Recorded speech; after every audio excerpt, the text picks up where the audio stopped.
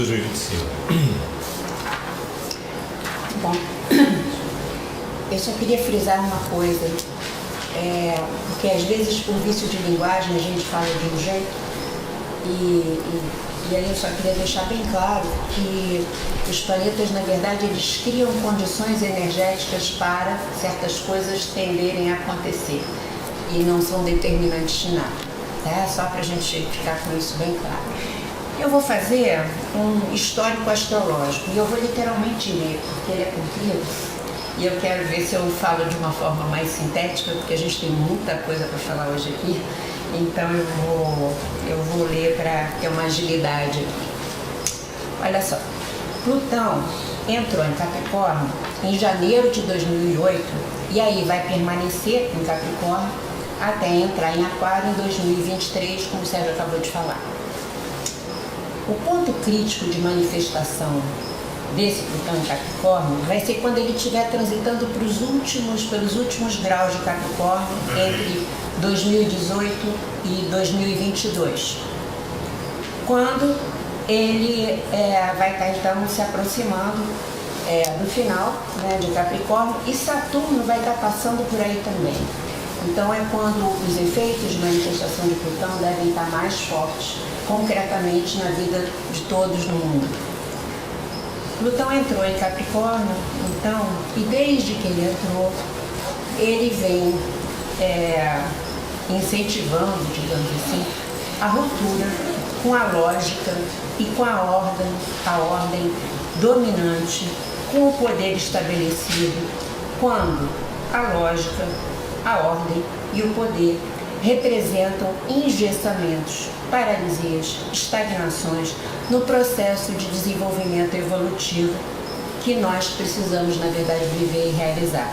Ele vai atuar quando há estagnação. Instalam-se, então, a partir desse momento, com muito mais força do que habitualmente, transformações pessoais e coletivas, de padrões rígidos, isso é, de ideias, de valores e comportamentos no nível pessoal, como o Sérgio estava falando, político, religioso e institucional. As estruturas datadas que se negam às atualizações, elas quebram. A natureza, as forças da natureza tentam objetivar também esses eventos simbolicamente através de terremotos, desabamentos de estruturas, placas tectônicas que se movem, porque, gente, o que é rígido passa a se mover, passa a se movimentar, a ter que sair do lugar, dentro de nós e fora de nós. Capricórnio rege o patriarcado. O signo oposto de Capricórnio é Câncer, rege o matriarcado. Quando Plutão entra em Capricórnio, ele ajuda a romper com o patriarcado e faz oposição a Câncer, portanto faz oposição ao matriarcado também. Então isso tem como consequência a transformação que vivemos hoje das relações de gênero, que o Sérgio estava falando. A homossexualidade acaba subvertendo os papéis tradicionais de pai, mãe, esposa, esposo. As relações familiares vão ter que ser criadas completamente novas. E vamos nos aproximando de uma experiência que é a da androgenia. A androgenia, na verdade, simbólica, que seria o casamento do masculino e feminino dentro de nós todos, nesse mundo. Bom, Plutão em Capricórnio, ele pode provocar uma agressividade destrutiva, porque as forças conservadoras capricornianas resistem a perder o seu próprio poder e o seu lugar. O medo do caos, que inicialmente as transformações geram, as transformações, para se instalarem, provocam uma desordem inicial, não é? Isso dá muito medo na gente, nas pessoas. Podem também provocar esse medo do caos, uma reatividade agressiva. Então, a gente costuma, quando vê Plutão em Capricórnio, falar que Plutão em Capricórnio se manifesta por dois T's: tremor e temor, de certa forma. Bom, além desse trânsito, nós vivemos também Urano em Áries, que aumenta o desafio de Plutão em Capricórnio. Porque Urano em Áries ameaça derrubar tudo agora, antes da hora, de certa forma. Urano em Áries, esse aspecto, ele deseja expor o podre que existe no mundo, que existe nas relações, que existe em tudo. E deseja instaurar o tal caos para que o novo se apresente. É uma força, na verdade, muito, muito forte nesse sentido. A ação transformadora, então, de Plutão em Capricórnio é mais lenta do que a de Urano em Áries, que é muito mais intensa e muito mais rápida, e muito mais imediatista e instintual. Então, a reatividade a essas duas forças juntas pode ser muito mais violenta também. E é bom que a gente saiba disso. Bom, Urano em Áries se manifesta pela pressa, é o império da urgência. A urgência da liberdade pessoal pode se exacerbar e pode exacerbar também as necessidades do ego de cada um de nós, levando a um individualismo sem censura ou sem limite. Aumenta o marketing pessoal, a história dos selfies, né? Vai se manifestando, não é? Há uma ascensão da agressividade das lutas, e a gente vê o MMA aí, que era uma luta que antigamente, né, tinha aquela luta livre, depois surgiu o MMA, de repente, com uma popularidade como representação disso. Uma agilidade tecnológica vem com Urano em Áries também, mais e mais, como a gente está vendo essa aceleração. Mudanças sem aviso, acidentes aéreos, síndrome de pânico sendo intensificada, rebeldia, pavio curto e um grande, imenso movimento em direção à liberdade de ser. Isso é muito forte. Bom, Urano em Áries é a resposta a um conservadorismo decadente.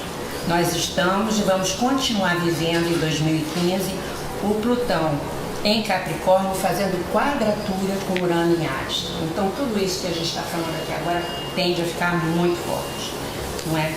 Esses aspectos entre Plutão e Urano, embora tenham acontecido de forma diferente, marcaram a história da humanidade. E era isso que eu queria muito comentar com vocês, porque é muito interessante. Nós agora, né, estamos com, como eu estou falando o tempo todo, Plutão em Capricórnio, eu repito porque, né, ninguém é obrigado a saber disso, então só para a gente se localizar, fazendo quadratura com Urano em Áries. Quadratura é um ângulo de 90 graus de tensão, de conflito, de confronto.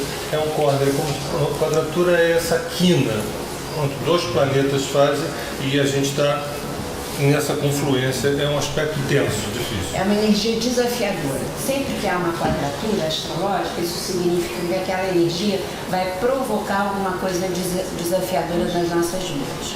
Bom, em 2008, nós vivemos a segunda crise do capitalismo, né, que o Sérgio estava nos lembrando, que parece que a gente está, né, saindo dela, no mundo, não no Brasil. Nem é verdade, a gente vai ver já. Surgiram as primaveras árabes como resposta a esse desejo do novo, né, que depois também, né, os 20 centavos aqui no Brasil, as manifestações de junho. E também surgiram as reações contra tudo isso, tremendamente fortes, né? Esse aspecto, então, dessa quadratura fala de uma perda de paciência com o que oprime. Vem aquela sensação de basta, né? Nós assistimos o povo, os Black Blocs, a polícia e também os Bolsonaros aparecendo como reatividade a tudo isso, não é? Bom, em 2016 devemos sentir um arrefecimento da tensão que existe no ar. Mas esse arrefecimento vai ser temporário. Ele vai acontecer porque Urano vai para o final de Áries e a quadratura com Plutão vai se desfazer nesse momento. Então, lá para 2016, há uma tendência de um certo retorno do conservadorismo e de uma austeridade, até que as mudanças, de fato, se consolidem. Porque, como o Sérgio estava falando, Plutão vai entrar em Aquário em 2023 e até 2025 outros aspectos importantes também vão mudar, ajudando a consolidação das mudanças. Além disso, a gente vai ver que os grandes ciclos de Júpiter e Saturno também estão para virar.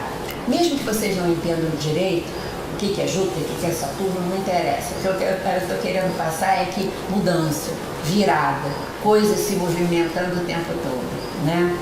Desde os anos 80, nós estamos numa transição em relação a esses planetas que são os senhores da expansão, que é Júpiter, e da estruturação, que é Saturno.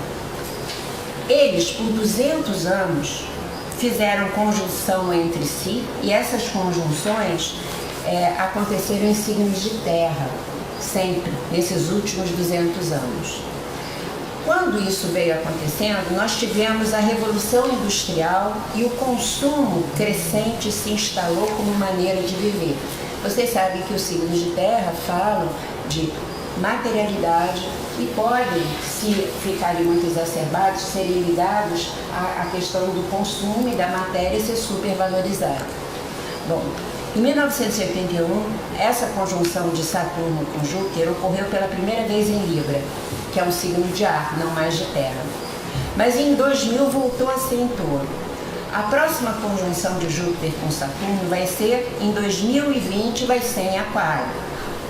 Logo depois, em 2023, o Plutão, como a gente já falou, também vai entrar em Aquário, consolidando um movimento energético que vai impulsionar as regras para os próximos 200 anos, quando as conjunções de Júpiter e Saturno vão se dar em ar. Primeiro vai ser em Aquário, como eu falei, depois em Libra e depois em Gêmeos. Quando essa conjunção se deu em Aquário, em ar, houve a queda do Império Romano e o fim, mais tarde, da Idade Média também foi quando esses dois planetas estavam em ar, só para vocês sentirem a força desse significado. Bom, nós temos aqui também o fato de que nesse momento Netuno está em Peixe. Peixe demora 164 anos para passar por todo o cinturão zodiacal. Quando o Netuno está em Peixes, ele intensifica todas as experiências piscianas. E aí a gente vai estar daqui a pouco falando disso, que vai estar atuando nesse nosso momento também. Então, o que eu queria trazer para vocês muito fortemente é o seguinte: junto com Plutão em Aquário, a partir de 2023, nós vamos viver Netuno em Áries em 2025 e Urano em Gêmeos, além das conjunções Júpiter e Saturno em Aquário, como eu disse, o que significa liberação, liberdade, ir além, transcender. Claro que tudo isso também vai ter o risco do excesso de liberdade, até da libertinagem, se a gente puder encarar assim. Mas o que nós podemos sentir é que nós estamos realmente numa fase agora de preparo.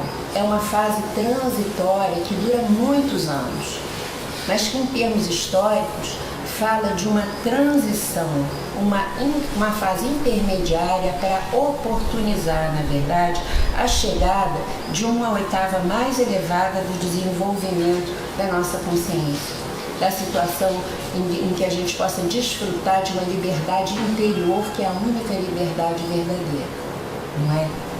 Então, eu estava conversando com o Francisco e a Rosa, terça-feira, que estava dizendo assim, gente, a sensação que eu tenho é como se a gente tivesse um momento que significasse, sabe quando a gente vai mudar de casa, mas está na casa velha ainda, só que a gente tirou tudo do armário, e aí a gente está dando algumas coisas, está comprando algumas coisas novas, daquela confusão, a gente ainda não sabe direito como as coisas vão ficar, mas a gente sabe que a gente vai para uma casa nova, né?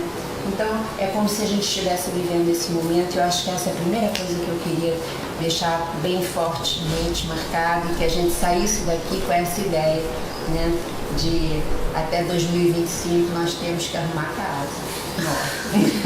Tá bom? A gente poder desfrutá-la. Em certo sentido.